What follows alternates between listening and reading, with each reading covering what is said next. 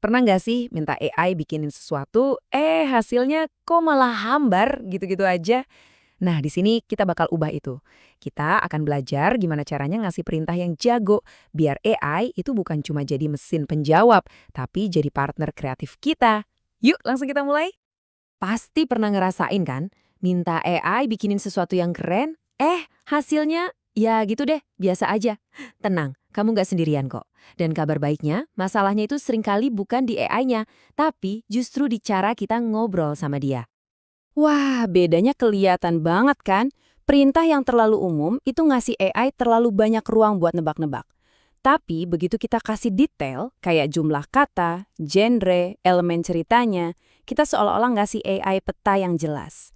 Nah, inilah inti dari rekayasa prompt, mengubah tebakan jadi arahan yang presisi. Dan keahlian inilah yang kita sebut rekayasa prompt. Anggap aja kita nih kayak jadi seorang sutradara, bukan cuma nanya, tapi bener-bener mengarahkan AI dengan presisi buat dapetin hasil persis seperti yang kita mau, yang relevan, akurat, dan pastinya kreatif. Oke, jadi gimana sih caranya bikin prompt yang hebat itu? Ternyata ada resepnya loh. Yuk kita bedah 4 elemen utamanya yang bakal jadi toolkit andalan kamu buat ngobrol sama AI. Jadi ada 4 elemen kunci. Pertama, tugas.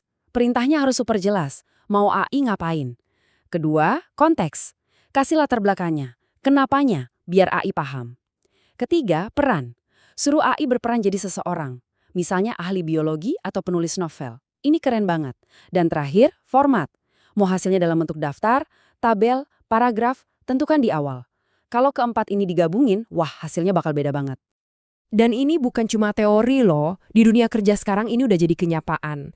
Lihat aja CEO Shopify bilang kalau pakai AI itu sekarang udah jadi ekspektasi dasar.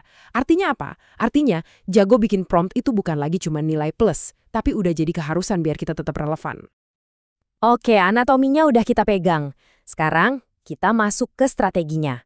Ada 2 pendekatan utama nih yang bisa langsung kamu pakai buat bikin prompt yang efektif. Yang pertama itu zero shot prompting. Ini gampang banget, kamu langsung kasih perintah aja. Ibaratnya kayak masuk ke kedai kopi dan bilang, kopi hitam 1. Simple, cepet. Nah, yang kedua ada few shot prompting. Di sini kamu kasih perintah plus beberapa contoh. Ini kayak nunjukin foto ke barista. Mas, saya mau kopi yang kayak gini persis. Jelas, ini jauh lebih presisi buat tugas-tugas yang lebih rumit atau butuh format khusus. Oke, teorinya udah dapet, sekarang bagian yang paling seru, prakteknya. Yuk kita lihat gimana semua elemen dan strategi tadi bisa kita gabungin buat ngebangun sebuah proyek konten kreatif dari nol. Pastinya dengan bantuan AI. Coba deh bayangin, kamu mau bikin video kayak gini. Kamu bisa mulai dengan minta AI bikinin kerangka presentasinya. Terus kamu bisa minta AI lagi buat bikin visual pendukung buat tiap slide-nya. Butuh skrip? AI bisa bantu bikinin draftnya. Bahkan sampai mengubah teks itu jadi suara narasi. Keren kan? AI bukan lagi sekedar alat, tapi bener-bener jadi partner kreatif di setiap langkah prosesnya. Kemampuan buat bikin apa aja dengan super cepat ini emang luar biasa ya. Tapi seperti kata pepatah, kekuatan besar itu datang dengan tanggung jawab yang besar juga. Jadi yuk kita jeda sebentar buat ngebahas sisi lainnya yang nggak kalah penting. Menciptakan konten dengan penuh kesadaran dan tanggung jawab. Ini pertanyaan yang penting banget buat kita renungkan. Kalau kita bisa menciptakan hampir apa saja dengan beberapa ketukan jari, lantas tanggung jawab apa yang melekat pada kekuatan itu? Nah, ini dia nih beberapa poin penting yang harus selalu kita tanyain ke diri sendiri. Pertama, ini original nggak? Jangan-jangan plagiat. Kedua, hasilnya adil nggak? Apa malah mengandung bias atau stereotip berbahaya? Ketiga, kita transparan nggak soal penggunaan AI? Dan yang paling penting, siapa yang bertanggung jawab atas konten finalnya? Jawabannya selalu satu, kita. Ingat, AI itu alatnya, kita tetap kreatornya. Dan ini bukan cuma resiko di atas kertas loh, ini beneran kejadian. Contohnya di tahun 2018, Amazon terpaksa menghentikan alat rekrutmen AI mereka karena ternyata AI-nya jadi bias dan mendiskriminasi pelamar perempuan. Kenapa? Karena dia belajar dari data lama yang emang udah bias. Ini bukti nyata kalau AI itu cuma bisa secerdas dan seadil data yang kita kasih ke dia. Selain itu, ada juga biaya lain yang sering nggak kelihatan. Dampak lingkungan. Kamu tahu nggak, buat melatih satu model AI canggih aja itu bisa menghasilkan emisi karbon sampai 284 ton. Biar kebayang, itu setara dengan lebih dari 300 penerbangan bolak-balik antara London dan New York.